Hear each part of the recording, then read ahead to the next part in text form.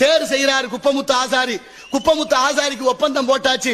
ஒப்பந்தம் போடும்போது அவர் சொல்றாரு, மன்னர்களே உங்களுக்கு கூலி எவ்வளவு வேணும்னு கேட்கிறா. கூலி எனக்கு வேண்டாம், நான் என்ன கேட்கிறேனோ தேர் செஞ்சு முடிச்சோன்னு எங்களுக்கு தரணும், அதுக்கு உத்தரவு கொடுங்க, நான் தேர் செய்யறேன்.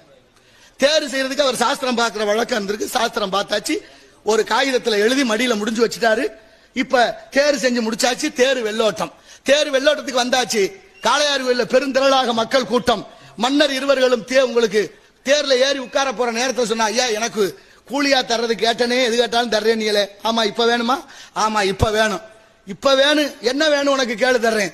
இந்த தேர்ல எனக்கு கூலியாக நீங்க கொடுக்க வேண்டியது, இந்த தேர்ல தேர் வளம் வரும்போது நான் உட்காரணும்னு கேட்டாரு.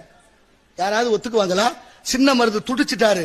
ஆனாலும் சொன்னாரு பெரிய மருது, ஏதோ காரணம் இருக்கு, காரணம் இல்லாம நடக்காது, உட்காரட்டம் விடு அப்படின்னு அனுமதிக்கிறாரு பெரிய மருது.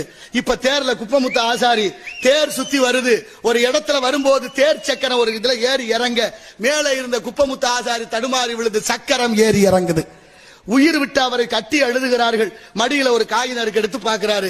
தேர்ல யார் முதலாக சுத்தி வருகிறார்களோ அவர்களுக்கு மரணம் சம்பவிக்கும் என்று எழுதி இருந்தது.